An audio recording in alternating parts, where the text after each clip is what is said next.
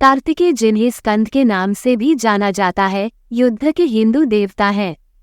वह पार्वती और शिव के पुत्र गणेश के भाई हैं। कार्तिकेय प्राचीन काल से भारतीय उपमहाद्वीप में एक महत्वपूर्ण देवता रहे हैं। उत्तर भारत में महासेना और कुमार के रूप में पूजा जाता है। तमिलनाडु राज्य और दक्षिण भारत के अन्य हिस्सों में तमिलों द्वारा मुरुगन के रूप में पूजा की जाती है। मुरुगन को व्यापक रूप से तमिल लोगों का भगवान माना जाता है। यह माना गया है कि मुरुगन के तमिल देवता को संगम युग के बाद सुब्रह्मण्य के वैदिक देवता के साथ समन्वयित किया गया था। मुरुगा और सुब्रह्मण्य दोनों ही कार्तिकेय का उल्लेख करते हैं। कार्तिकेय की प्रतिमा में काफी भिन्नता है। उन्हें आमतौर पर एक युवा व्यक्ति के रूप में दर्शाया जाता है। अधिकांश प्रतीक उन्हें केवल एक सिर के साथ दिखाते हैं, लेकिन कुछ में उन्हें 6 सिर के साथ दिखाया गया है। ऐसा वर्णन किया गया है कि वो बचपन से ही जल्दी बूढ़े हो गए, एक दार्शनिक योद्धा बन गए। तारकासुर, सिंहमुख और सूरपद्म राक्षसों को नष्ट कर दिया और एक नैतिक जीवन और शैव सिद्धांत के धर्मशास्त्र की शिक्षा दी। उन्होंने कई कवियों संतों को प्रेरित किया है, जैसे कि अरुण गिरिनाथर। मुरुगन एक प्राचीन देवता हैं, जिनका वैदिक काल से पता चलता है। उन्हें कुरिंजी क्षेत्र के संरक्षक देवता पलानियप्पा के रूप में सम्मानित किया गया था। पंथ ने दक्षिण में काफी लोकप्रियता हासिल की थी। संगम साहित्य में मुरुगन पर कई रचनाएं हैं। वो पूरे भारत में कई मध्ययुगीन मंदिरों में पाए जाते हैं, जैसे एलोरा गुफाएं और एलिफेंटा गुफाएं।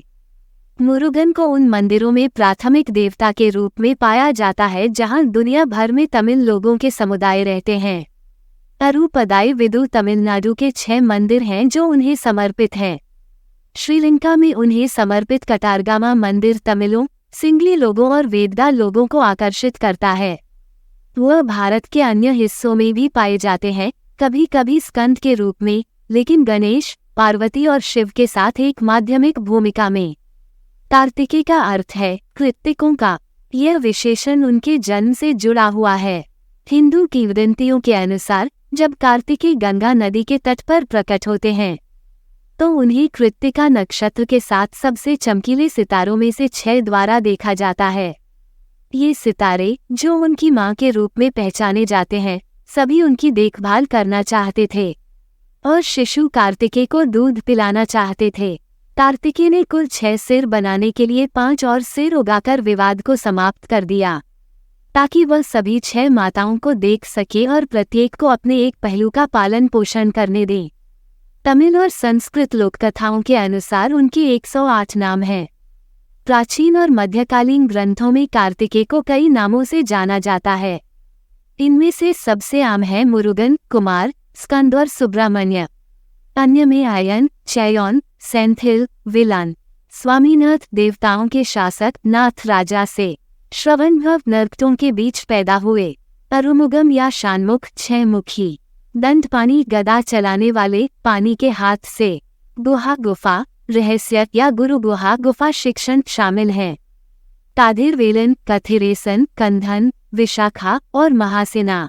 प्राचीन सिक्कों पर जहां शिलालेख उनकी छवियों के साथ बचे हुए हैं, उनके नाम कुमार, ब्राह्मण या ब्राह्मण देव के रूप में दिखाई देते हैं। कुछ प्राचीन इंडो-सीथियन सिक्कों पर उनके नाम ग्रीक लिपि में स्कंद, कुमार और विशाखा के रूप में दिखाई देते हैं। प्राचीन मूर्तियों में वह महासेना, स्कंद और विशाखा के रूप में दिखाई देते हैं। स्कंद से बना है, जिसका अर्थ है छलांग लगाना या आक्रमण करना। कालिदास की महाकाव्य कविता कुमार संभव युद्ध भगवान का जन्म, जैसा कि कहानी के अधिकांश संस्करणों में है, देवताओं ने तारक, सिंहमुख और सूरपद्म राक्षसों को नष्ट करने के लिए स्कंद के जन्म की कामना की थी, जिसमें भाइयों को वरदान दिया गया था कि वो केवल शिव की शक्ति से मारा जा सकता है। स्कंद पूरी तरह से शिव से पैदा हुआ था। उन्होंने पार्वती को शिव से विवाह करने के लिए प्रेरित करने के लिए भेजा। हालांकि शिव ध्यान में खोए हुए थे और पार्वती के प्रति तब तक आकर्षित नहीं हुए, जब तक कि उन्हें प्रेम के देवता कामदेव के धनुष से तीर नहीं लगा, जिसे उन्होंने तुरंत जलाकर राख कर दिया। कई वर्षों के संयम के बाद शिव का बीज इतना शक्तिशाली हो गया कि देवताओं ने परिणाम के डर से अग्नि के देवता अग्नि को पार्वती के साथ शिव की प्रेमपूर्ण क्रीड़ा में बाधा डालने के लिए भेजा। अग्नि ने बीज प्राप्त किया और उसे गंगा में गिरा दिया, जिससे स्कंद का जन्म हुआ।